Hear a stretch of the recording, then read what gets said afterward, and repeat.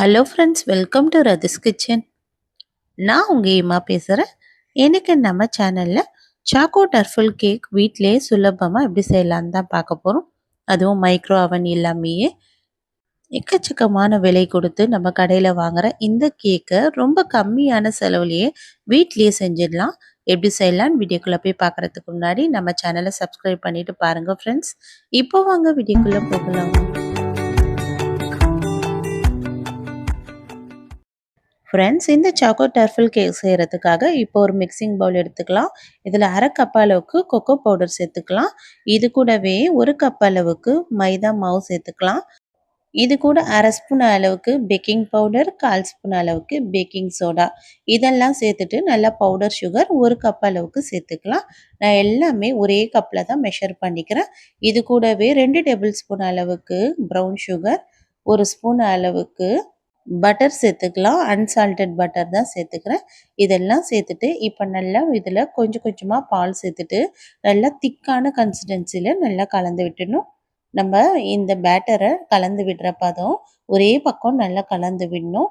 இதை நல்லா cake batter நல்லா க்ரீமியாக நமக்கு ரெடி ஆகணும். இது போல் கட்டிப்படாமல் நல்லா விஸ்க வச்சு நல்லா கலந்து விடலாம். இப்போ நல்லா இது போல் கலந்து விட்டதுக்கு அப்புறமா இதுலேயே வாசனை இல்லாத சமையல் எண்ணெயை ஒரு 30 ml அளவுக்கு சேர்த்துக்கலாம். சேர்த்துட்டு இதையும் நல்லா கலந்து விட்டுடலாம். நீங்கள் இது போல் எண்ணெய்க்கு பதில் வெண்ணெய் இருந்தால் கூட சேர்த்துக்குங்க. நான் 1 ஸ்பூன் அளவுக்கு வெண்ணெய் சேர்த்தல. அதிகமான அளவுக்கு ஒரு 50 கிராம் அளவுக்கு வெண்ணெய் சேர்த்துட்டிங்கன்னா நீங்கள் இது போல் எண்ணெய் சேர்க்கணும்னு அவசியம் கிடையாது. சேர்த்துட்டு இது போல் நல்லா கலந்துக்கலாம்.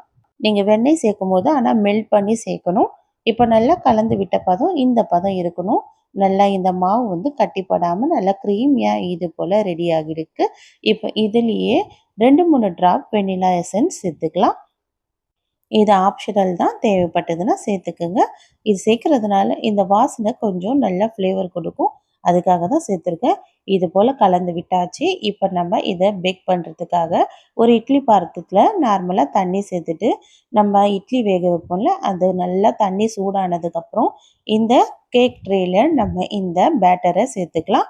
பட்டர் அப்ளை பண்ணிவிட்டு இந்த கேக் பேட்டரை சேர்த்துட்டு இப்போ ஒரு மூடி போட்டு மூடிடுறேன். இதை நல்லா அப்படியே லோ ஃப்ளேம்லேயே ஒரு 20 நிமிஷம் இருந்தால் போதும். இந்த கேக் நல்லா பேக் ஆகி வந்துடும். இது நல்லா அப்படியே ஆவி பறக்க வர ஆரம்பிக்குது. இந்த நேரம் நம்ம கேக்கு இது போல் செக் பண்ணி பார்க்கலாம். நமக்கு இதில் ஒட்டாமல் வந்திருக்குல்ல, இப்போ நல்லா வெந்து வந்திருக்கு. இந்த பதத்தில் நம்ம இதை அப்படியே ஸ்டவ் ஆஃப் பண்ணி விட்டுட்டு இதை நல்லா ஆற வச்சுக்கலாம். இது நல்லா ஆறி வர நேரத்தில் இப்போ நம்ம ஒரு சின்ன ஒரு மிக்சிங் பவுல் எடுத்துகிட்டு இதில் 2 ஸ்பூன் அளவுக்கு இன்ஸ்டன்ட் காஃபி பவுடர் சேர்த்துக்கலாம். எந்த ஃப்ளேவராக இருந்தாலும் பரவாயில்ல. இது கூட ஒரு ஸ்பூன் அளவுக்கு ப்ரௌன் சுகர் இல்லைன்னா சுகர் எது இருக்கோ சேர்த்துக்குங்க. இப்போ இதில் கொஞ்சமாக காசின பால் சேர்த்துட்டு நல்லா இது போல் கலந்து விட்டுட்டு இப்போ நம்ம ரெடி பண்ணி வச்சுருக்க இந்த கேக்கில் எடுத்து சேர்த்துக்கலாம்.